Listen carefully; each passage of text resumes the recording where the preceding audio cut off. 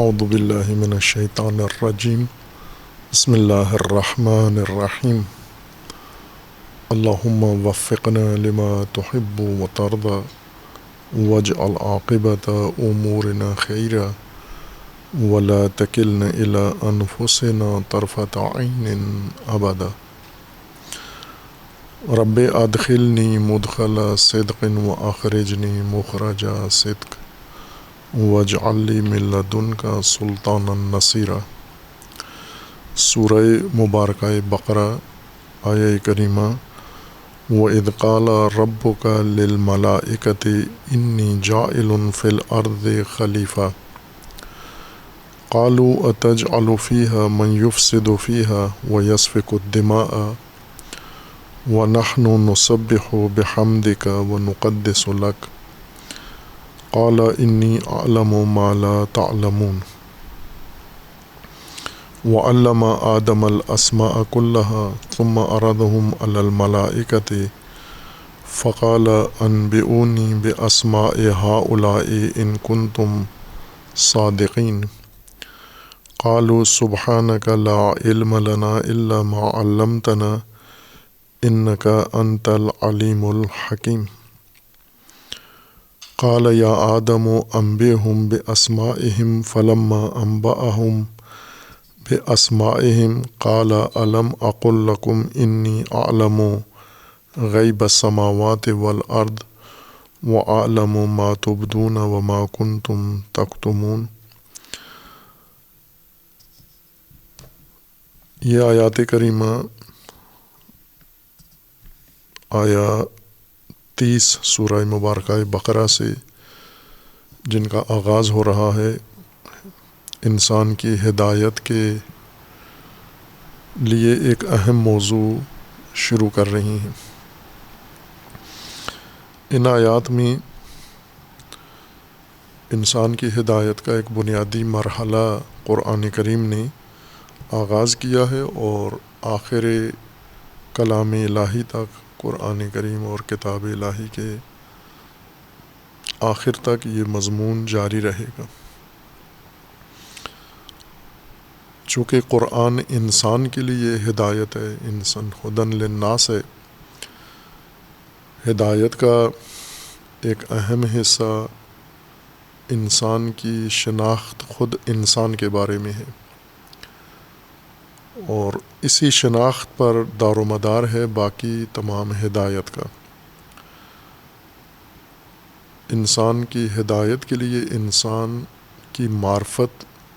انسان کے لیے ضروری ہے، اس کے بغیر نہ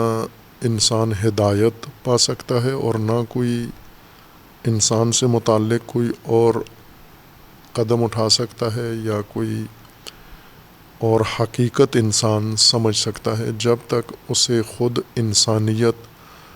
اور انسان سمجھ میں نہ آ جائے۔ یہ قانون ہے، قاعدہ ہے، عقلی بھی ہے، اور اس کے شواہد ہمیں قرآن و حدیث میں بھی ملتے ہیں کہ ہر وہ چیز جو انسان سے مربوط ہے، انسان سے تعلق رکھتی ہے، اس کی فہم انسان کی شناخت پر اور انسان کی پہچان پر موقوف و منحصر ہے۔ یعنی دین انسان کے لیے ہے تو دین اس وقت ہمیں صحیح سمجھ میں آئے گا جب ہمیں انسان سمجھ میں آ جائے۔ اسی طرح دین کے اندر جو موضوعات قرآن کریم میں اللہ تبارک و تعالیٰ نے بیان فرمائے ہیں، یہ سب اس وقت ہمارے لیے واضح ہوں گے جب انسان ہمارے لیے واضح ہو، وہ کھل جائے۔ اور قرآن کریم نے اس موضوع کو خاص اہتمام کے ساتھ اور اہمیت کے ساتھ ذکر فرمایا ہے، اور انسان کی معرفت کی بنیادیں، اصول، قواعد و ضوابط ذکر فرما دیے ہیں، جیسا قرآن کریم میں اسلوب ہے قرآن کا کہ وہ جزیات و تفاصیل جو انسان خود غور و فکر و تدبر سے حاصل کر سکتا ہے وہ قرآن میں نہیں ہے، لیکن وہ اصول و ضوابط قرآن کریم میں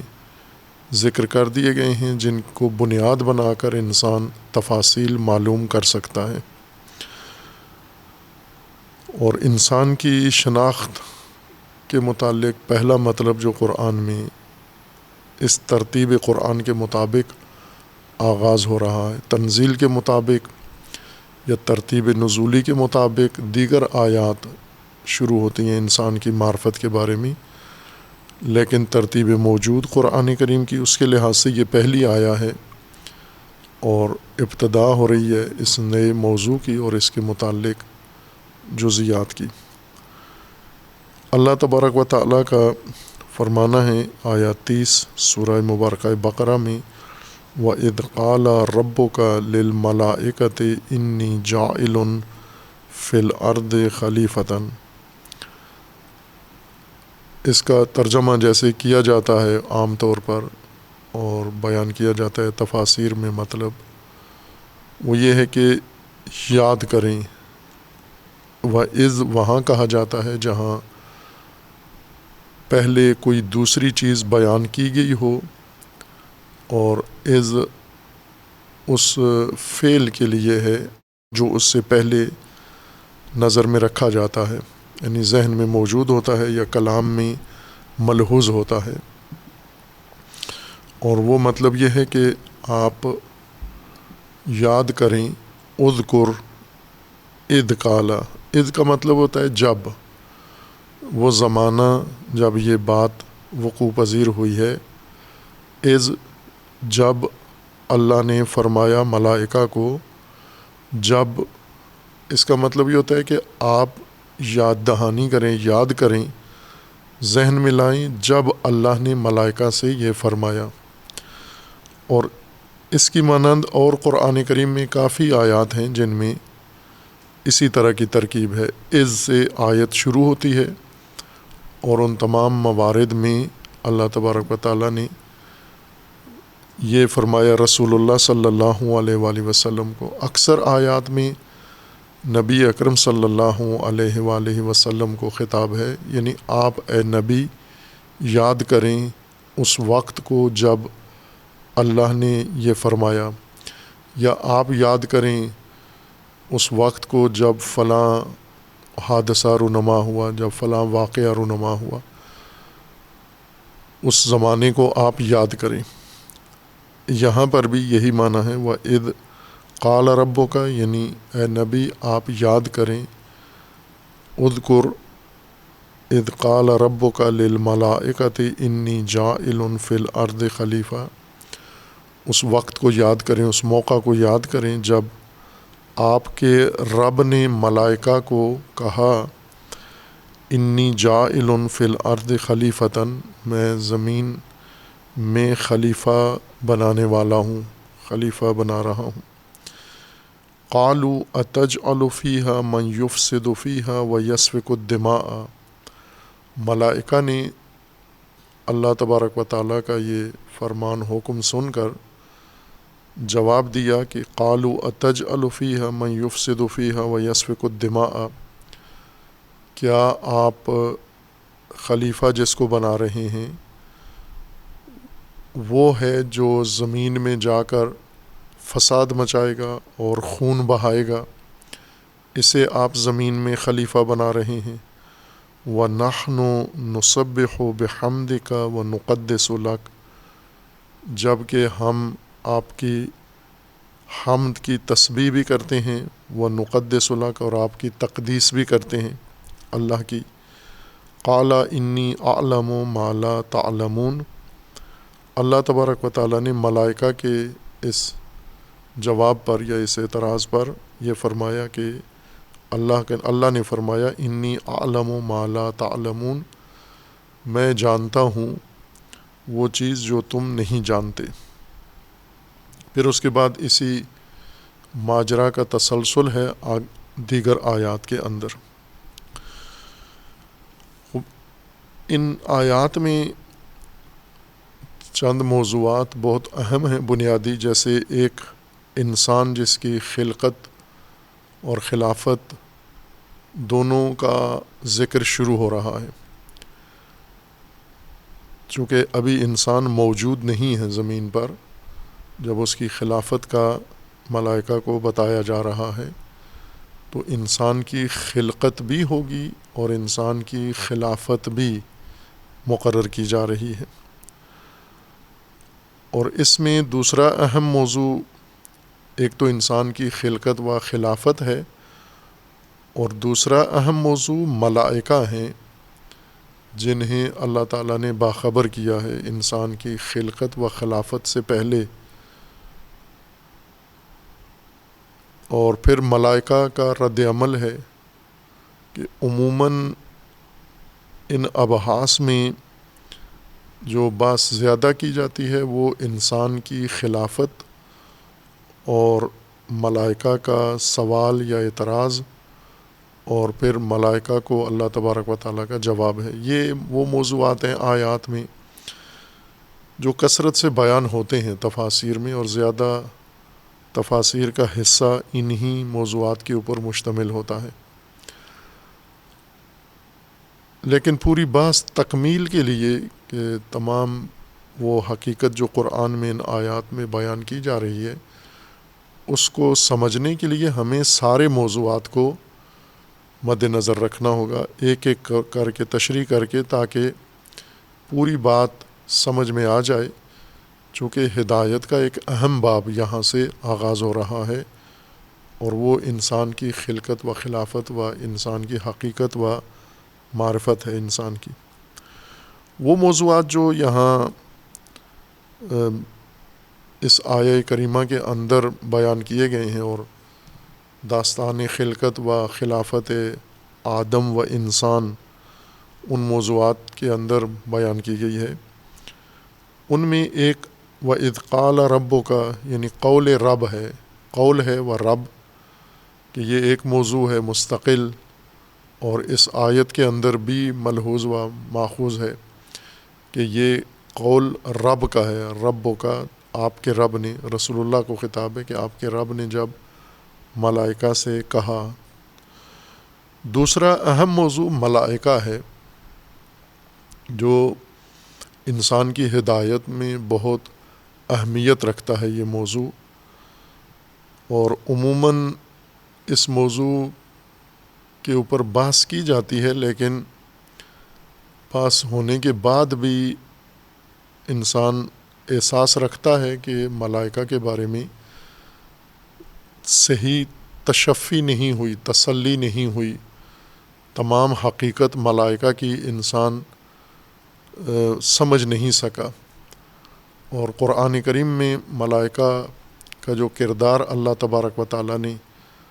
تخلیق کائنات میں ذکر کیا ہے، خلقت انسان میں ذکر کیا ہے، خلافت انسان میں ذکر کیا ہے، اور ہدایت انسان میں ذکر کیا ہے، اور بالخصوص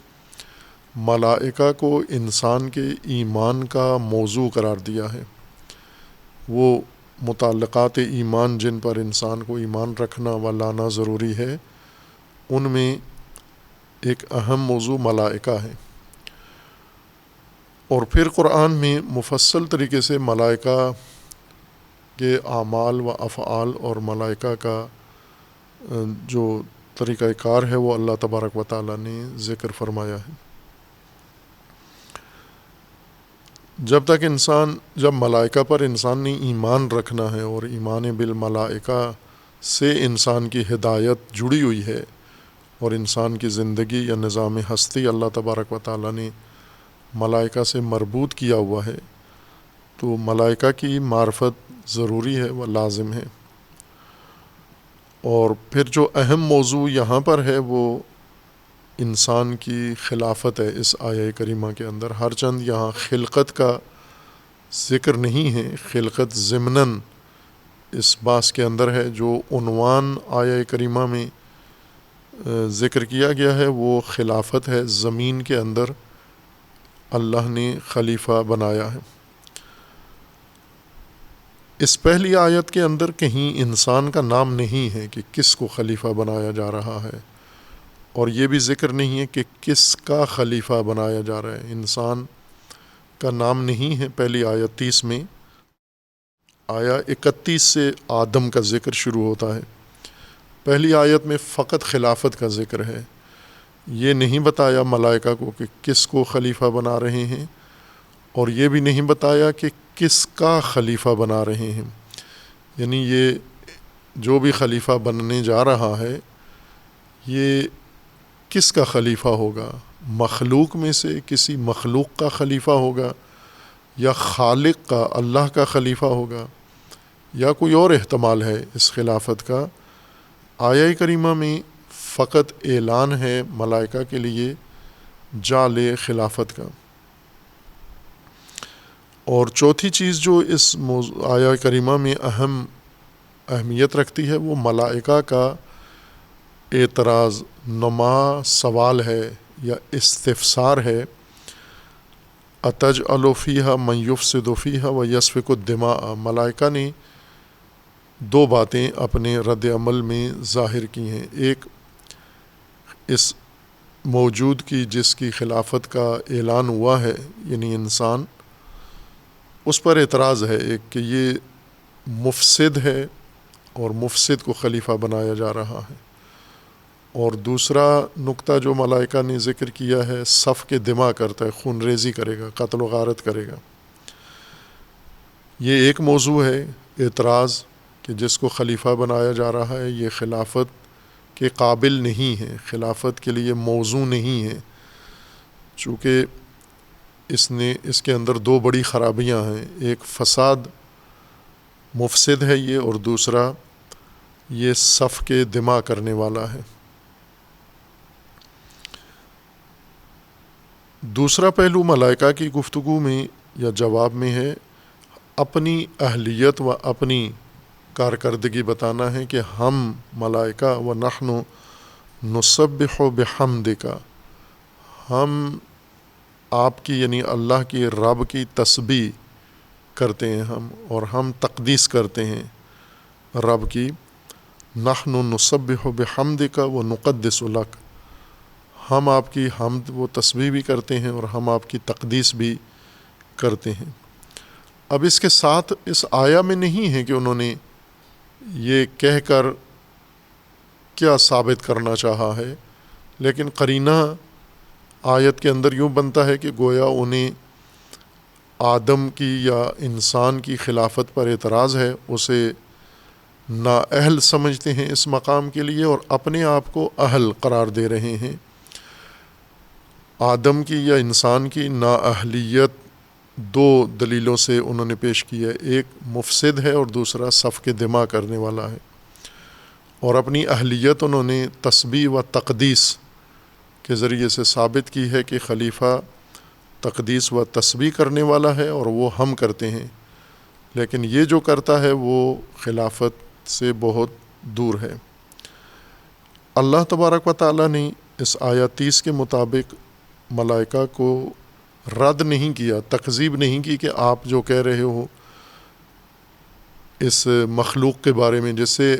خلیفہ بنایا جا رہا ہے اور جو اپنے بارے میں کہہ رہے ہو، دونوں میں جھٹلایا نہیں ہے ملائکہ کو، بلکہ ایک اور جواب دیا ہے، اور وہ یہ کہ انی اعلم ما لا تعلمون، میں جو جانتا ہوں وہ تم نہیں جانتے، ملائکہ نہیں جانتے، جو اللہ جانتا ہے وہ ملائکہ نہیں جانتے۔ اس پر یہ آیت ختم ہوتی ہے اور پھر دیگر آیت شروع ہوتی ہے وَعَلَّمَ آدَمَ الْأَسْمَاءَ كُلَّهَا ثُمَّ عَرَضَهُمْ عَلَى الْمَلَائِكَةِ، پھر آدم کو اللہ تبارک و تعالیٰ نے اسماء کی تعلیم دی اور پھر ملائکہ پر وہ اسماء پیش کیے اور ملائکہ سے کہا کہ آپ خبر دیں یہ کیا اسماء ہیں، اگر تم سچے ہو تو بتاؤ یہ کیا حقائق ہیں۔ پھر وہ آگے موضوع شروع ہوتا ہے، ہم آیات کی ترتیب سے اور آیات کے اندر موجود ترتیب کے مطابق انشاءاللہ بحث کریں گے اللہ تبارک و تعالیٰ کے لطف و عنایت سے۔ پہلا مطلب آیہ کریمہ میں وَإِذْ قَالَ رَبُّكَ، تیرے رب نے جب ملائکہ سے کہا، قال ربک، رب نے تیرے رب نے جب ملائکہ سے کہا۔ ایک تو از ایک وقت کی طرف اشارہ ہے، ایک ماجرا کی طرف اشارہ ہے، ایک موقع کی طرف اشارہ ہے۔ اور جیسا بیان ہوا تھا کہ جہاں یہ لفظ آتا ہے از، چونکہ یہ زمان پر دلالت کرتا ہے، از یعنی اس کا مطلب ہوتا ہے جب، اردو میں کہیں گے جب یعنی کسی فعل کے وقوع کا جو زمان ہوتا ہے اس کو اردو میں جب کہتے ہیں، یا کب اسی وقت کے بارے میں سوال کیا جاتا ہے، جب اس وقت کی نشاندہی کے لیے کہا جاتا ہے، اور تب بھی اشارہ ہے وقت کی طرف۔ تو از عربی زبان میں وہی بات ادا کرتا ہے جو اردو میں لفظ جب یا تب ارادہ کرتا ہے۔ کب کے لیے اور الفاظ ہیں، صرف یہ بتانا مقصود تھا کہ عربی میں جب معین زمانے، جس زمانے کے اندر کوئی اہم بات ہوئی ہے، وقت کے اندر کوئی ماجرا رونما ہوا ہے، کوئی اہم رویداد وقوع پذیر ہوئی ہے، اس کے لیے لفظ از استعمال کیا جاتا ہے۔ اور جب اردو میں بھی اگر استعمال کریں، جب ہم آئے تھے، جب وہ گئے، تو اس میں مقصود یہ ہوتا ہے اس آدمی کو جس سے خطاب کیا جا رہا ہے، لفظ جب یہ بتاتا ہے کہ آپ سننے والے اس زمانے کو ذہن میں حاضر کرو یا اس کی طرف توجہ کرو۔ اگر نہیں ہے پتہ تو اس کے لیے آپ معلومات اکٹھی کرو، آگاہی پیدا کرو اپنی۔ مثلا جب ہم بات کرتے ہیں کہ یہ بات کب ہوئی، یہ حادثہ کب ہوا، تو اس کے جواب میں جب دیا جاتا ہے کہ یہ واقعہ جب ہوا، کوئی علامت بتائی جاتی ہے، کوئی نشانی اس کی بتائی جاتی ہے، یعنی زمانہ وقوع کا اس فعل کا اس کی یہ علامت ہے، یہ شناخت ہے، اور آپ اس کے ذریعے سے زمانہ تشخیص کرو۔ مثلا لوگوں کو نہیں پتہ ہوتا یہ کب ہوا، یہ کام کس دن ہوا۔ عام روزمرہ گفتگو میں ہم عموماً یہ جاننا چاہتے ہیں کہ یہ کام کب ہوا۔ زمان جاننا بعض اوقات ضروری ہوتا ہے، اہم ہوتا ہے، کہ کوئی معاملہ انسان نے آپس میں کیا ایک دوسرے کے ساتھ، تو یہ پوچھا جاتا ہے کہ کب، یہ لین دین کب ہوا۔ یا اگر کوئی چیز انسان خریدتا ہے تو یہ زمانہ اہم ہوتا ہے کہ کب خریدا آپ نے۔ یا کوئی انسان نے فعل انجام دیا، کوئی سفر کیا، کوئی اور متعلقہ کام کیا، تو جس زمانے میں وقوع پذیر ہوا ہے، بعض اوقات اس زمانے کی اہمیت ہوتی ہے، اس زمانے کے اندر ایک اہمیت ہوتی ہے جس وجہ سے اس کا جاننا ضروری ہوتا ہے۔ بعض اوقات خود زمانہ اہمیت رکھتا ہے جس کو جاننا ضروری ہے۔ مثلا عموماً وہ امور جن میں کوئی مثلا ہمیں تشخیص دینا ہے، کوئی غلط کام ہوا ہے یا صحیح کام ہوا ہے، اور یہ تشخیص دینا ہے کہ یہ کس نے کیا ہے، تو زمانہ اس کے اندر بہت اہم ہوتا ہے۔ مثلا ہم آج بھی دیکھیں پولیس کے پاس جو یا عدالتوں میں جو مقدمات جاتے ہیں، تو پولیس و عدالتیں بھی زمانہ جاننا چاہتی ہیں کہ یہ وقوع کا زمانہ کیا تھا۔ کیوں جاننا چاہتی ہیں؟ تاکہ یہ تشخیص دیں کہ جس شخص کی طرف یہ فعل نسبت دی جا رہی ہے، یہ اس وقت وقوع کے زمان میں یہ وہاں تھا یا زمان وقوع میں کہیں اور تھا، موجود نہیں تھا۔ اور اگر زمان معین ہو جائے کہ یہ اس وقت یہ فعل انجام پایا ہے، اور پھر ثابت ہو جائے کہ جس شخص کو ذمہ دار قرار دیا جا رہا ہے وہ تو اس زمانے میں اس وقت یہاں حاضر ہی نہیں تھا، وہ کسی اور جگہ تھا، تو وہ بری ہو جاتا ہے۔ اور اگر یہ ثابت ہو جائے کہ یہ وہاں تھا یا کہیں اور اپنی موجودگی ثابت نہ کر سکے،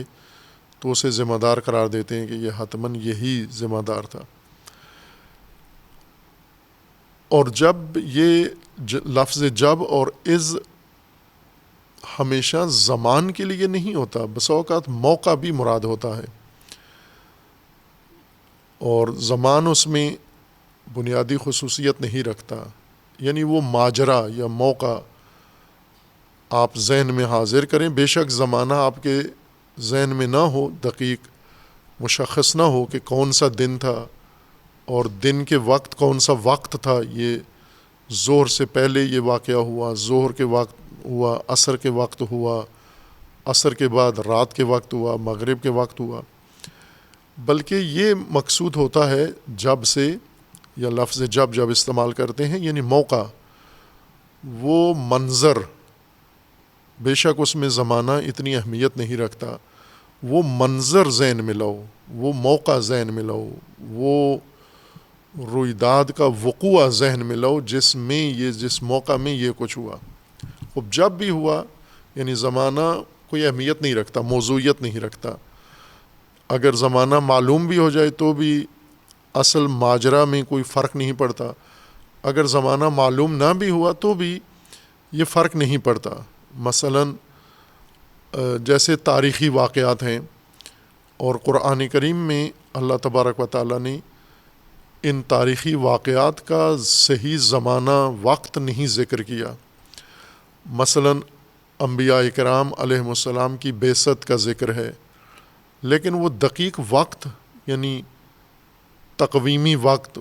سال کون سا تھا، اس سال کا مہینہ کون سا تھا، مہینے کی تاریخ کون سی تھی، اس وقت دن کیا تھا، اور اس دن وقت کیا تھا، اور یہ کام جو ہوا یہ دن میں ہوا یا رات میں ہوا، اس طرح کی خصوصیات قرآن کریم نے ذکر نہیں فرمائی ہیں، چونکہ ان خصوصیات زمانی کو اصل ماجرا میں یا اصل بات میں کوئی دخالت نہیں ہے، کوئی ان کی موضوعیت نہیں ہے۔ اس کے باوجود بھی قرآن کریم نے یاد دہانی کروائی ہے، تو وقت کے بغیر مثلا آسمانی کتابیں کب نازل ہوئیں زمانہ نہیں ہے، انبیاء کی ولادت کب ہوئی زمانہ نہیں ہے، اللہ تبارک و تعالیٰ نے یہ فعل کب انجام دیا زمین کے اوپر، یہ تاریخی لحاظ سے کب یہ خصوصیات زمانی کیا تھی، اس طرح کے واقعات میں زمان کو درج نہیں کیا، لیکن وہ منظر و موقع اس کی یاد دہانی کرائی ہے، اس طرف توجہ دلائی ہے کہ وہ آپ کے ذہن میں ہونا چاہیے۔ مثلا آج بھی ہم یہ جاننا چاہتے ہیں بعض اوقات کہ یہ کب ہوا، کس وقت یہ فعل واقع ہوا، اور کبھی یہ مہم نہیں ہوتا، اہم نہیں ہوتا ہمارے لیے کہ کب ہوا، یہ جاننا ضروری ہوتا ہے کہ وہ موقع، وہ منظر، وہ ماحول اور جو کچھ ہوا اس کی تفصیل کیا تھی، کیسے ہوا۔ اس کو بھی ہم موقع کو یا وقوع کو یا اس منظر کو جاننے کے لیے بھی لفظ جب استعمال کرتے ہیں، یہ دیکھے بغیر کہ وہ دن تھا یا رات۔ مثلا پوچھتے ہیں جب یہ حادثہ ہوا، ایکسیڈنٹ ہوا، آپ وہاں موجود تھے، جب یہ واقعہ ہوا آپ موجود تھے، اس جب سے مراد وقت نہیں ہے، یعنی 12 بجے واقعہ ہوا تو 12 بجے آپ تھے، بلکہ مقصود یہ کہ وہ موقع، وہ منظر، وہ جگہ جہاں یہ حادثہ ہوا آپ وہاں تھے اس وقت۔ وقت کی کوئی خصوصیت نہیں ہے، وہ 1 بجے ہوا، 12 بجے ہوا، 11 بجے ہوا، دن کو ہوا، رات کو ہوا، جس وقت بھی یہ واقعہ ہوا اس موقع پر آپ حاضر تھے، وہ موقع آپ کو پتہ ہے، وہ منظر آپ کے سامنے ہے یا نہیں ہے۔ اور ابھی ہم دیکھتے ہیں کہ روزمرہ جو واقعات انسانوں کے درمیان سماجی طور پر معاشروں میں آئے دن حوادث زیادہ ہیں، اور چونکہ مواصلات کا نظام بھی عام ہو گیا ہے، ہر چیز ہر انسان کو معلوم ہو رہی ہے، تو بعض واقعات کی صرف منظر کشی کی جاتی ہے، ان کی موقع کی خصوصیات بیان کی جاتی ہیں۔ بعض اوقات جو رپورٹ دی جا رہی ہوتی ہے، آگاہی لوگوں کو دی جا رہی ہوتی ہے میڈیا کے ذریعے یا کسی بھی ذریعے سے، اس میں وقت کے اوپر زیادہ حساسیت ہوتی ہے، وقت کی نشاندہی ہو رہی ہوتی ہے، کتنے بجے یہ کام ہونا ہے، کتنے بجے ہو رہا ہے، کتنے بجے ہوگا۔ بعض اوقات کتنے بجے ہونا یا دن کو رات کو یا کس تاریخ کو ہونا یہ اہمیت نہیں رکھتا، وہ منظر و موقع زیادہ اہمیت رکھتا ہے۔ تو یہ ہم روزمرہ کے امور میں بھی ہم دیکھتے ہیں کہ بسا اوقات موقع کی منظر کشی ہوتی ہے یا منظر کو زیادہ اہمیت دے کر پیش کیا جاتا ہے یا اس طرف توجہ دلائی جاتی ہے۔ بسا اوقات وقت دقیق، جس کو وقت کہتے ہیں ٹائم، اس کی طرف ہماری توجہ دلائی جاتی ہے۔ یہ وقت اور موقع کی خصوصیت کے لحاظ سے ہے کہ ماجرا کو سمجھنے میں، اس عمل کو سمجھنے میں موقع زیادہ دخالت رکھتا ہے اور منظر زیادہ اہمیت رکھتا ہے یا وقت زیادہ اہمیت رکھتا ہے۔ اگر وقت اہمیت رکھتا ہو تو وقت کی طرف توجہ دلائی جاتی ہے، اگر وقت کی اہمیت نہ ہو، وہ موقع، وہ منظر، وہ ماجرا یاد دلانا ہو، وہ وقوع یاد دلانا ہو، وہ جب بھی ہوا ہو، اس کی منظر کشی کی جاتی ہے۔ اب یہاں پر جو وَإِذْ قَالَ رَبُّكَ لِلْمَلَائِكَةِ، اس میں وقت تقویمی وقت نہیں ہے مقصود، بلکہ رسول اللہ صلی اللہ علیہ وآلہ وسلم کو جس یاد دہانی کے لیے کہا جا رہا ہے کہ آپ یاد کریں، آپ ذہن میں حاضر کریں، آپ توجہ کریں جس چیز کی طرف، وہ موقع و وہ منظر اور وہ ماجرا جال خلافت کا یا ملائکہ کو آگاہ کرنے کا یا انسان کی خلقت کا وہ ماجرا جو وقوع پذیر ہوا ہے، اللہ تبارک و تعالیٰ نے آغاز کی ہے خلقت اور خلافت انسان کی، اس کو آپ یاد کریں کہ اس وقت کیا ہوا۔ دوسرا نقطہ اس میں یہ ہے کہ وَإِذْ قَالَ رَبُّكَ، آپ کے رب نے، یعنی جب آپ نے، یا وہ منظر جس میں آپ کے رب نے ملائکہ سے کہا، قالا کا مطلب ہوتا ہے کہا، اردو میں کہا کہتے ہیں اس کو،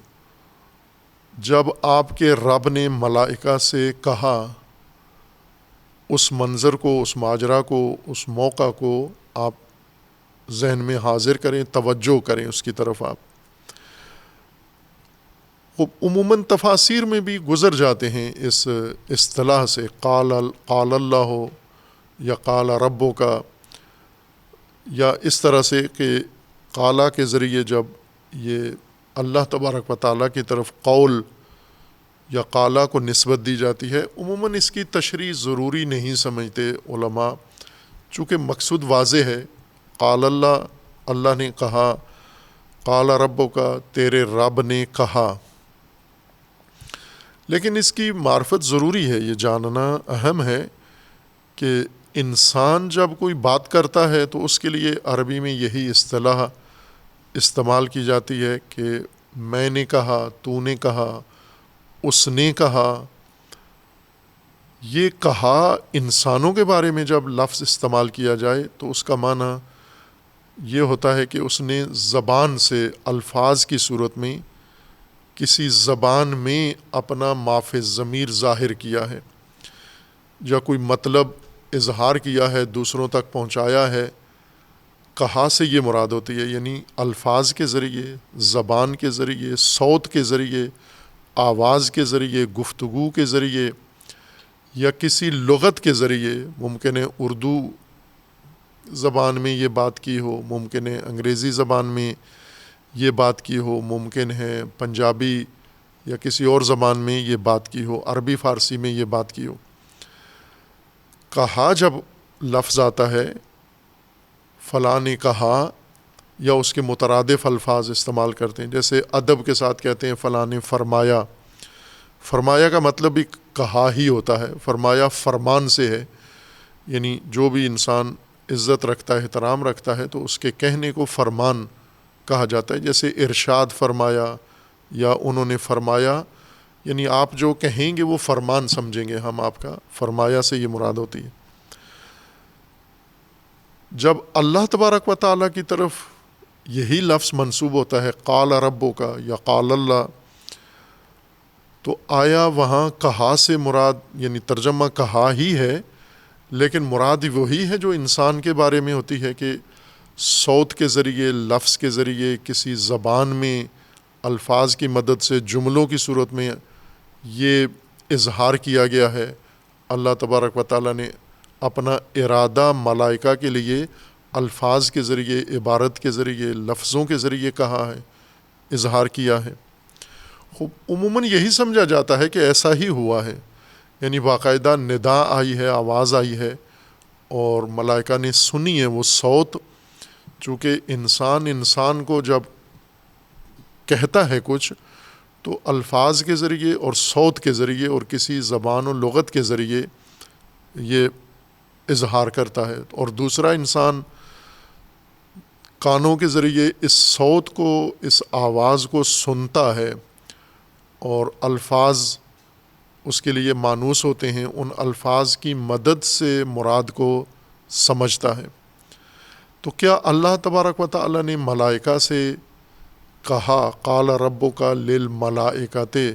یعنی آواز اللہ تبارک و تعالیٰ کی صوت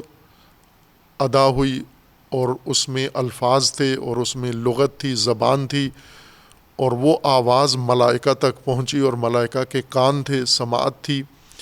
اس آواز کو سن کر اور ان الفاظ کے ذریعے سے اللہ کی مراد ملائکہ کو سمجھ میں آئی، معلوم ہوا۔ خوب ظاہر ہے کہ اللہ تبارک و تعالیٰ کی طرف اس کو ہم نسبت نہیں دے سکتے۔ قال ربک یا قال اللہ جب کہا جاتا ہے تو وہ گفتگو یا قول یا بات جو انسانوں میں معمول ہے و رائج ہے، اس طرح اللہ کا قول نہیں ہوتا، اللہ کا کہنا اس طرح نہیں ہوتا۔ صوت کے ذریعے، الفاظ کے ذریعے، لفظوں کے ذریعے، عبارتوں کے ذریعے، لغت و زبان کے ذریعے نہیں کہا جاتا۔ اللہ نہیں کہتا، زبان الفاظ کے ذریعے نہیں کہتا، بلکہ اللہ کا کہنا اصل قول اظہار کے لیے ہوتا ہے۔ لفظوں کے ذریعے کسی چیز کا اظہار کیا جائے تو بھی قول ہی ہوتا ہے، اشاروں کے ذریعے اگر کسی چیز کا اظہار کیا جائے، مراد کا اظہار کیا جائے تو بھی اس کو قول ہی کہتے ہیں۔ اگر کوئی اور ذریعہ اپنا لیا جائے جس سے ایک شخص دوسرے شخص کی مراد سمجھ جائے، فعل کے ذریعے سے بھی اظہار کیا جاتا ہے، اور یہ بھی معمول ہے، انسان بھی یہ سارے کام کرتے ہیں۔ جیسے ہم عموماً دیکھتے ہیں کہ کسی تکلفاتی مجلس میں اگر لوگ بیٹھے ہوئے ہیں، فرض کریں کوئی شخص ہے جو کیمروں کے سامنے ہے، بات کر رہا ہے، کانفرنس کر رہا ہے، لیکچر دے رہا ہے، اور عین اسی وقت اس کو کسی چیز کی ضرورت پڑتی ہے، سمجھانا چاہتا ہے دوسروں کو اور الفاظ استعمال نہیں کرتا چونکہ اس کی گفتگو میں خلل آ جاتا ہے، تو وہ کوئی اشارہ کر دیتا ہے۔ اگر اسے پانی چاہیے تو اشارہ کر دیتا ہے، دیکھنے والا وہ اشارہ سمجھ کر مراد سمجھ جاتا ہے اور جا کر پانی لے آتا ہے۔ اگر اس سے پوچھیں کہ آپ پانی کیوں لائے ہیں تو وہ جواب دیتا ہے کہ آپ نے کہا تھا۔ تو کہا اشارے کو بھی کے لیے بھی استعمال ہوتا ہے، لفظ کہا یا قول، یعنی آپ نے کہا تھا پانی لائیں، وہ ریکارڈنگ ہو رہی ہے، وہ کہے کہ میری ریکارڈنگ سنو، میں نے تو نہیں کہا، یعنی الفاظ کے ذریعے میں نے نہیں کہا، اشارے کے ذریعے تو کہا آپ نے۔ تو کہا مختص نہیں ہوتا، یا قالا و قول مختص نہیں ہوتا الفاظ و صوت کے لیے، انسانوں کے اندر بھی، مخلوق کے اندر بھی عمومیت رکھتا ہے۔ کبھی انسان الفاظ کی مدد سے کچھ کہتا ہے، کبھی انسان اشاروں کی مدد سے کچھ کہتا ہے، کبھی انسان اعمال و افعال کے ذریعے کچھ کہتا ہے، اور کبھی دیگر علامتوں کے ذریعے اپنی مراد دوسرے تک پہنچا دیتا ہے۔ اور صوت آواز کے ذریعے، لغت کے ذریعے، صوت کے ذریعے کہنا یا قول صوتی یہ مختص ہے مخلوق کے لیے، اور مخلوقات میں بھی انسان کے لیے مخصوص ہے، چونکہ تلفظ کرنا یا الفاظ کو ذریعہ قرار دینا اپنی مراد کو منتقل کرنے کے لیے، یہ ملکہ، یہ طاقت، یہ صلاحیت صرف انسان کو عطا ہوئی ہے۔ اللہ تبارک و تعالی بری ہے، منزہ ہے مخلوق کی خصوصیات سے۔ یہ پہلے بھی یہ نقطہ یاد دہانی کرائی گئی ہے اس کی کہ جتنے بھی اس طرح کے معارف ہیں وہ ایک بنیادی مشکل کا شکار ہیں۔ وہ یہ ہیں کہ ہم عام طور پر اس قسم کے معارف میں اپنے راستے سے یا اپنے بنیادی نقطے سے ہٹ جاتے ہیں، چونکہ اللہ کی ذات کے بارے میں صحیح تصویر و تصور انسان کے ذہن میں نہیں ہے۔ اللہ تبارک و تعالیٰ کس حقیقت کا نام ہے، اللہ تبارک و تعالیٰ کس ذات کا نام ہے، اللہ تبارک و تعالیٰ کی صفات کیا ہیں، اگر ہم انسان جو مدعی ہیں اللہ کی معرفت کے، ان کی بھی معرفت کو تفتیش کریں، قریدیں ہم، تو وہ جو انہوں نے اللہ کا تصور ذہن میں قائم کیا ہوا ہے وہ دراصل مخلوق ہی ہے۔ مخلوق کی صفات کو بڑھا چڑھا کر مبالغہ کر کے انہوں نے اس کو اللہ کا نام دے دیا ہے، ورنہ اصل وہ ساری مخلوق ہے۔ یعنی ایک طاقتور مخلوق، قدرت اضافہ کر دیں، غیر محدود طاقت سے ہم سمجھتے ہیں کہ یہ اللہ کی ذات بنتی ہے، غیر محدود طاقت اگر آ جائے، لیکن اگر آپ مخلوق کے اندر ہی غیر محدود طاقت لحاظ کر لیں تو وہ اللہ نہیں بن جاتا۔ اول تو مخلوق میں غیر محدود طاقت آ نہیں سکتی، لیکن اگر فرض کر لیں ہم کہ مخلوق بھی ہے اور اس کے اندر غیر محدود طاقت آ جائے تو وہ اللہ کی ذات نہیں ہے۔ غیر محدود علم سے وہ اللہ نہیں ہو جاتا، وہ ذات مبدأ ہستی نہیں بن جاتی۔ اور یہ نقطہ بہت اہم ہے، یہ راز جاننا، یہ معرفت، اس نقطے تک پہنچنا مشکل نہیں ہے۔ اللہ تبارک و تعالی جس طرح قرآن میں اللہ کا فرمان ہے کہ اللہ نور السماوات والارض، اللہ کی ذات تو نور ہے، چھپی ہوئی چیز نہیں ہے، مخفی چیز نہیں ہے، پوشیدہ اور پنہان چیز نہیں ہے، لیکن اس کے باوجود انسان دعویٰ نہیں کر سکتا اللہ تبارک و تعالیٰ کی معرفت کا یا نزدیکی کا، باوجود اس کے کہ اللہ نور ہے، اللہ ظاہر ہے، اللہ کی ذات مخفی نہیں ہے، پوشیدہ نہیں ہے۔ لیکن پھر بھی حجاب ہیں بہت سارے، وہ حجاب زیادہ تر انسان کے خود اپنے اختیار کیے ہوئے ہیں۔ کچھ تو روایات یا دعاؤں کے مضامین میں یہ نقطہ اہل البیت علیہ السلام نے بیان فرمایا ہے کہ حجاب بعض نورانی ہیں اور بعض ظلمانی ہیں۔ وہ جو نورانی امور ہیں وہ بھی حجاب بن جاتے ہیں اور وہ حقیقت ہیں، لیکن نورانی حجاب ان لوگوں کے لیے نہیں ہوتے جو ظلمانی حجاب میں گرفتار ہیں۔ نورانی حجاب ان لوگوں کے لیے حائل ہوتے ہیں جو ظلمانی حجاب کو چیر کر، ظلمانی حجاب کو ختم کر کے ان سے اوپر ہو گئے ہیں، ان سے آگے چلے گئے ہیں، ظلمانی حجاب ہٹا دیے ہیں انہوں نے۔ یہ جو اکثر ہم لوگوں کی مشکل ہے، ہم جیسوں کی مشکل ہے، وہ نورانی حجب کی وجہ سے نہیں ہے کہ ہم اللہ کے بارے میں صحیح تصور ذہن میں نہیں لا پا رہے، بلکہ وہ ظلمانی حجب کی وجہ سے ہے۔ ظلمانی حجب یعنی ہم ایک طرف سے کم علمی، کم عقلی، فکر نہیں کرتے، غور نہیں کرتے، تدبر نہیں کرتے، سنی سنائی باتوں پہ چل پڑتے ہیں، اکتفا کرتے ہیں، تقلید و تلقین کو ذریعہ معرفت قرار دیتے ہیں، یقین کو معرفت کا ذریعہ نہیں قرار دیتے، گمان کو معرفت کا ذریعہ قرار دیتے ہیں۔ یہ ظلمانی حجب ہیں۔ دوسرا جو ظلمانی حجاب ہے وہ یہ کہ ہم محسوسات سے آگے ادراک ہی نہیں رکھتے۔ ہماری جو معرفت، انسانی معرفت ہے، وہ محسوسات کی حد تک پہنچتی ہے،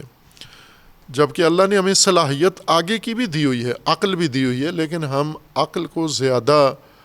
بروئے کار نہیں لاتے۔ ہم صرف حواس کے ذریعے سے ساری زندگی گزار رہے ہوتے ہیں۔ حواس کی زد میں، حواس خمسہ کی زد میں جو حقائق آتے ہیں ان سے ہم مانوس ہیں، آشنا ہیں، اور اس سے آگے ہماری مشق ہی نہیں ہے کہ ہم غیر محسوس و غیر مادی حقائق کو دیکھیں۔ تو یہ حواس بھی حجاب ہیں ظلمانی، ان کی وجہ سے بھی ہم نور الہی کو درک نہیں کر سکتے، حقیقت ذات خدا ہم سے اوجل و مخفی رہ جاتی ہے۔ اور انہی حجب میں ظلمانی میں سے یہ ہے کہ ہم قیاس کرتے ہیں، چونکہ محسوسات کے اندر گرفتار ہیں اور مخلوق کے، ہم خود بھی مخلوق ہیں اور مخلوق کے اوصاف سے زیادہ واقف ہیں، تو ہم ہر چیز کو مخلوق پر قیاس کرتے ہیں، مخلوق ہی کی طرح فرض کرتے ہیں، لحاظ کرتے ہیں۔ یعنی اللہ تبارک و تعالیٰ کو جب بھی ہم توجہ کرتے ہیں تو وہ مخلوق والا جو نقشہ ہے یا مخلوق کے خد و خال ہیں، مخلوق کے خصوصیات و اوصاف ہیں، وہ ہمارے ذہن سے نکلتے نہیں ہیں۔ ہم انہی اوصاف کے اندر اللہ تبارک و تعالیٰ کا تصور بھی ذہن میں قائم کرتے ہیں اور حاصل کرتے ہیں۔ یہ ظلمانی حجب ہیں جنہوں نے ہمیں اللہ کی معرفت سے محروم رکھا ہوا ہے، ورنہ رکاوٹ نہیں ہے، حجاب اس طرح سے نہیں ہے۔ اگر ہم اپنے اختیاری حجاب جن میں ہم خود رضاکارانہ طور پر گرفتار ہیں ان کو ہٹا دیں، آگے کوئی حجاب اللہ کی طرف سے نہیں ہے ممانعت کہ آپ اللہ کی ذات کی معرفت حاصل نہیں کر سکتے۔ جب ایمان باللہ کا انسان کو مکلف قرار دیا ہے تو ایمان بغیر معرفت کے ناممکن ہے۔ بس معرفت کا میدان اللہ نے انسان کے لیے بند نہیں کیا ہے، کھولا ہے۔ اس میدان، کھلے میدان میں، کھلے دروازے میں انسان جا سکتا ہے، اور اللہ تبارک و تعالیٰ نے انسان کے لیے وہ دروازے اور وہ رہنما مقرر کیے ہیں۔ جس طرح قرآن کریم میں جگہ جگہ فرمایا یہ اللہ کی نشانیاں ہیں، آیات ہیں اللہ تبارک و تعالیٰ کی، اولو الالباب کے لیے آیات ہیں۔ خوب ظاہر ہے جب آیات ہیں تو ان آیات کی مدد سے ہم اللہ تبارک و تعالیٰ کی ذات کی معرفت حاصل کر سکتے ہیں۔ اور جب ان حجب ظلمانی سے ہم نکلیں باہر، پھر یہ نوبت آتی ہے کہ وہ نور الہی بھی حجاب بنتا ہے۔ ہم حقیقت ذات، جس کو علماء عموماً ایک اصطلاح عربی استعمال کرتے ہیں، عربی فارسی جو اردو میں بھی استعمال ہوتی ہے لیکن یہ بول چال والی اور میڈیا اردو میں استعمال نہیں ہوتی، اور وہ ہے کنہ ذات الہی۔ کنہ یعنی کاف کتاب والا، نون اور ہے، کنہ ذات الہی، حقیقت ذات الہی، اصل جوہر ذات الہی، وہ اصل ذات الہی ہے۔ تمام حقیقت ذات الہی تک، اس گہرائی تک، اس نقطے تک نہیں پہنچ سکتے ہم۔ خوب یہ مسلمات میں سے ہے کہ چونکہ انسان کی طاقت میں نہیں ہے یہ معرفت حاصل کرنا، کنہ ذات تک نہیں پہنچ سکتا، اور اللہ نے بھی انسان کو اس کا مکلف قرار نہیں دیا۔ اللہ نے جو انسان کو معرفت کا مکلف قرار دیا ہے وہ اللہ کی الوہیت ہے، لا الہ الا اللہ۔ یہ معرفت ممکن ہے تو انسان کو اللہ تبارک و تعالیٰ نے فرمایا ہے کہ آپ الہ اللہ کو مانو، اور دوسری خصوصیت یعنی اللہ کو رب مانو۔ آپ اللہ کی ربوبیت یہ ممکن ہے انسان کے لیے، اور واجب و لازم ہے اللہ تبارک و تعالیٰ کی ربوبیت، اور اللہ تبارک و تعالیٰ کی خالقیت، اللہ تبارک و تعالیٰ کی مالکیت، اللہ تبارک و تعالیٰ کی رزاقیت، یہ وہ حقائق ہیں اللہ تبارک و تعالیٰ کے جو انسان کے لیے ممکن ہے جاننا۔ اسی لیے اللہ تبارک و تعالیٰ نے یہ حقائق انسان کے لیے لازم قرار دیے ہیں، ان کی معرفت حاصل کریں آپ۔ اور اگر ہم جتنا ہمارے لیے مقدور ہے ہم ظلمانی حجاب سے نکل کے، یعنی جو ذہن میں شروع سے سنا ہوا ہے ہم نے اللہ تبارک و تعالیٰ کے ذات کے بارے میں تصورات، اگر ان کو اہل لب بن کر، اولو الالباب بن کر، تفکر اور عقل کی مدد سے سمجھیں ہم، اور خصوصاً جو وحی کے ذریعے اللہ تبارک و تعالیٰ نے رہنمائی فرمائی ہے اس کو بنیاد قرار دیں ہم، تو وہ معرفت حاصل ہو جاتی ہے، یقیناً ہو جاتی ہے، جس کا انسان کو مکلف و مامور قرار دیا گیا ہے۔ اور اگر وہ معرفت حاصل ہو جائے پھر یہ مسائل بنیادی حل ہو جاتے ہیں جیسے قال ربک، تیرے رب نے کہا. خوب کہا سے مراد صوت، آواز، الفاظ، لغت نہیں ہے. کن الفاظ میں کہا؟ وہ جملہ کیا تھا جب تیرے رب نے ملائکہ سے کہا انی جاعل فی الارض خلیفتاً، یعنی یہ انی لفظ ادا ہوا اللہ تبارک و تعالیٰ سے، یہ صوت ادا ہوئی، اور عربی میں اللہ نے ملائکہ کو کہا، انی کہا، جاعل اپنے لیے لفظ استعمال کیا، اور فی الارض استعمال کیا، فی استعمال کیا، ارض کا لفظ استعمال کیا، خلیفہ کہا. یہ صوت اور یہ آواز اور یہ مخارج اللہ تبارک و تعالیٰ نے ادا کیے نہ. یہ عبارت قرآن کی ہے، یہ ملائکہ کو بتاتے ہوئے یہ عبارت اللہ نے عربی عبارت نہیں استعمال کی، یہ ہمیں سمجھاتے ہوئے رسول اللہ صلی اللہ علیہ وآلہ وسلم کو آگاہ کرتے ہوئے، اور رسول اللہ کے ذریعے ہمیں آگاہ کرنے کے لیے یہ عربی عبارت قرآن کے اندر اختیار کی گئی ہے. یہ قرآن کی عبارت ہے، یہ اس اعلان کی عبارت نہیں ہے جو اللہ نے اس منظر میں اس موقع پر ملائکہ کے لیے جو اظہار کیا ارادہ اپنا. وہ ارادہ کیسے ظاہر کیا اللہ تبارک و تعالیٰ نے؟ خوب ظاہر ہے کہ اللہ الفاظ تو مخلوق کی کمزوری کی وجہ سے یا مخلوق کی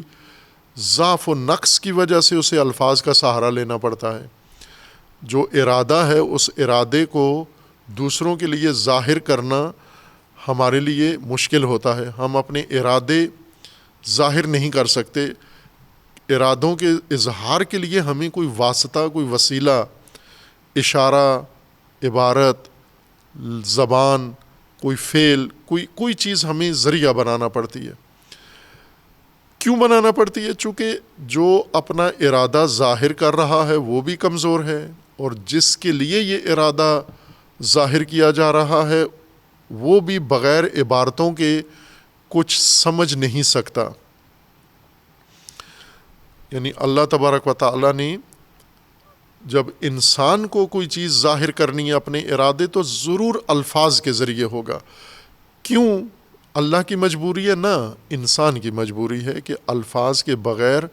اللہ کا ارادہ و اللہ کا علم انسان تک منتقل نہیں ہو سکتا. انسان کی ضرورت ہے الفاظ، نہ کہ اللہ کی ضرورت ہے الفاظ. اب اللہ تبارک و تعالیٰ نے ملائکہ کو آگاہ کیا اپنے ارادے سے. ظاہر ہے ملائکہ بھی انسان کی طرح نہیں ہے کہ آوازیں سنتے ہیں، ان کے بھی حواس خمسہ ہیں، ان کے بھی کان ہیں، ان کی بھی سماعت ہے، ان کی بھی زبان ہے، وہ بھی گفتگو کرتے ہیں، وہ بھی کسی زبان میں تکلم کرتے ہیں. یہ انسان کے لیے ہے، نہ ملائکہ کے لیے. اور اللہ تبارک و تعالیٰ بھی مخلوق نہیں ہے، نہ اللہ کی زبان ہے، نہ اللہ کے کان ہیں، نہ اللہ کی صوت ہے، نہ اللہ کی آواز ہے، چونکہ یہ مخلوقات کی خصوصیات ہیں. تو پھر کیسے اللہ تبارک و تعالیٰ نے اپنا ارادہ ظاہر کیا؟ خوب اس لیے کہ اللہ ارادہ جس نے ظاہر کرنا ہے اور جن کے لیے ارادہ اللہ نے اپنا ظاہر کیا ہے وہ ملائکہ ہیں. تو اللہ ملائکہ کو اپنا علم ظاہر کرتا ہے بغیر الفاظ کے سہارے کے، الفاظ کی وساطت کے بغیر، صوت اور آواز کی وساطت کے بغیر. اور اسی طرح اللہ تبارک و تعالیٰ نے اپنا ارادہ ظاہر کرنا ہے بغیر ان اسباب کے جو مخلوق کے لیے لازمی ہیں. البتہ اگر اللہ نے انسان کے لیے اپنا ارادہ ظاہر کرنا ہوا پھر الفاظ بیچ میں آ جائیں گے، یعنی الفاظ کے ذریعے سے، اور وہ الفاظ بھی اللہ سے تلفظ نہیں ہوں گے. یعنی یوں نہیں کہ اللہ تبارک و تعالیٰ نے آواز دینی ہے، جیسے عموماً حضرت موسیٰ علیہ السلام کے ماجرا میں یہ باقاعدہ بات آتی ہے، چونکہ قرآن میں بھی یہی ہے کہ اللہ نے فرمایا کہ انی انا اللہ. آواز آئی موسیٰ کو، سنی انہوں نے کہ یہ میں ہوں تیرا رب. تو یہ آواز نکلی کہاں سے؟ تو تاثر یہی ہے کہ اللہ تبارک و تعالیٰ سے یہ نکلی، یعنی یہ گفتگو اللہ نے کی، متکلم اللہ کی ذات ہے. اللہ نے وہ آواز خلق کی، ایجاد کی، نہ کہ تکلم کیا، نہ کہ ادا کی اپنی زبان سے یا صوتی دستگاہ جیسے انسان کے اندر ہے ایسی اللہ تبارک و تعالیٰ کی ذات میں ہے، نعوذ باللہ. بلکہ اللہ نے اپنا ارادہ موسیٰ کے لیے ظاہر کیا الفاظ کے ذریعے سے، چونکہ موسیٰ کی ضرورت ہے الفاظ۔ رسول اللہ صلی اللہ علیہ وآلہ وسلم کے لیے اللہ نے الفاظ کے ذریعے اپنا ارادہ ظاہر کیا، چونکہ رسول اللہ کی ضرورت ہے الفاظ، اور رسول اللہ نے آگے امت کے لیے، مومنین کے لیے اللہ کا یہ فرمان ارادہ ظاہر کیا۔ تو چونکہ مخلوق کی ضرورت ہے یہ الفاظ، اس لیے الفاظ کے قالب میں یہ ہم تک پہنچانے کے لیے الفاظ کو بیچ میں ڈالا گیا ہے، ورنہ ملائکہ تک بات پہنچانے کے لیے نہ صوت ادا ہوئی ہے، نہ الفاظ استعمال ہوئے ہیں، نہ وہ عربی تھی، نہ عبری تھی، نہ کوئی اور لغت تھی، بلکہ اللہ کا علم تھا، اللہ کا ارادہ تھا، اور ملائکہ اللہ کے ارادے کو سمجھنے والے اور جاننے والے تھے۔ اللہ نے اپنے ارادے سے، اللہ نے اپنے جلوے سے ملائکہ کو آگاہ کر دیا۔ خوب یہ آگاہی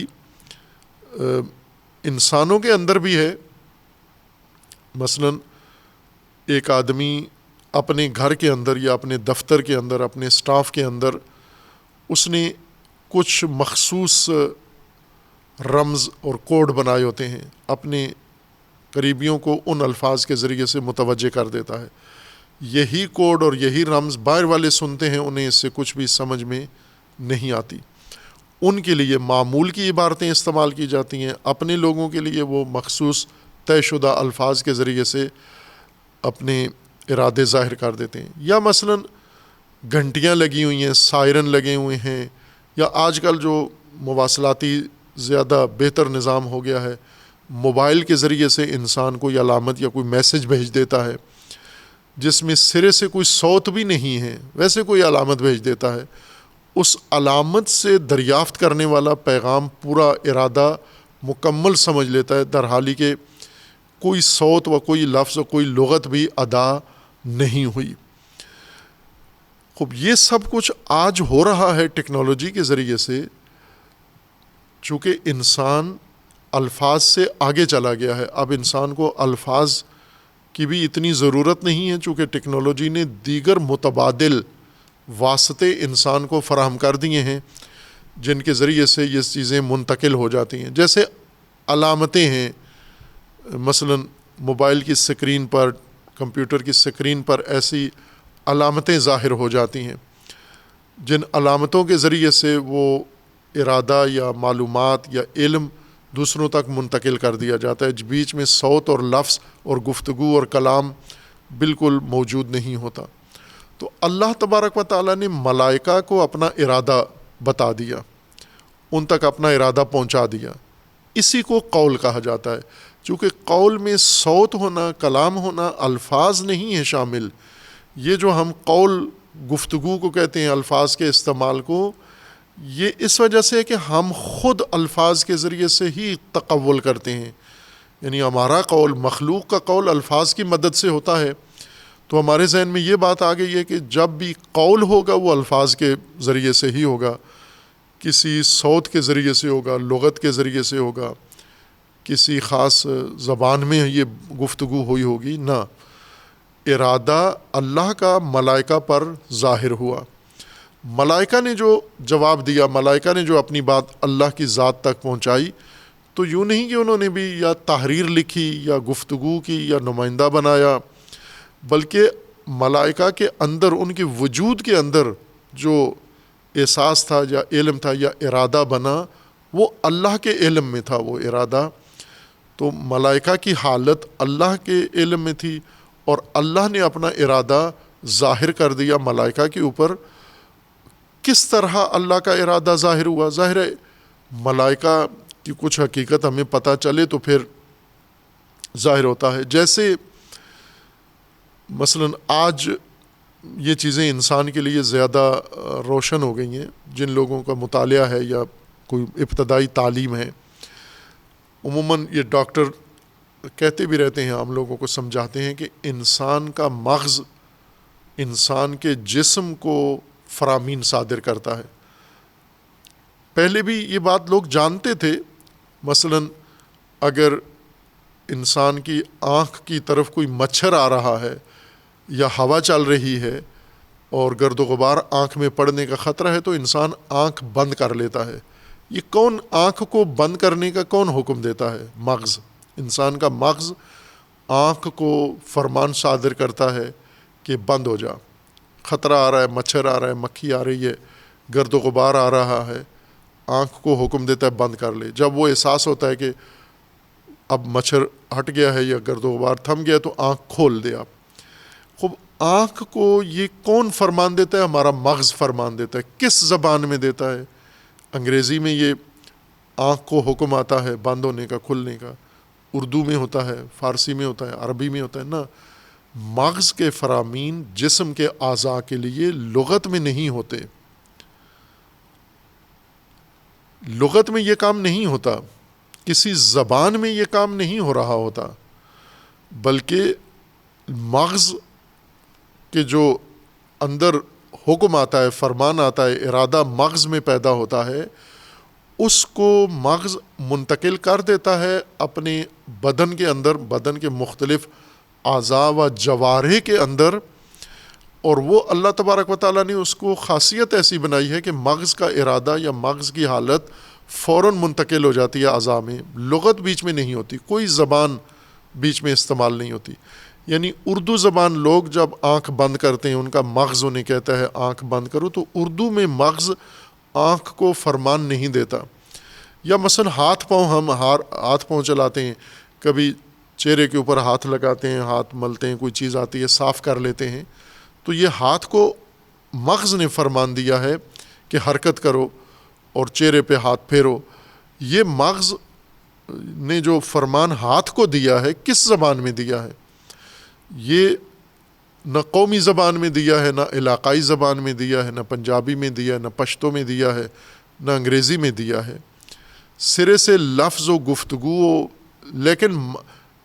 جب ہم اس کو بیان کرتے ہیں، تعلیم دیتے ہیں، تو کہتے ہیں مغز نے آنکھ کو کہا ہے، مغز کی طرف سے آرڈر آیا ہے، مغز کی طرف سے حکم آیا ہے، آنکھ کو، زبان کو، جسم کے پورے نظام کو مغز احکامات صادر کرتا ہے،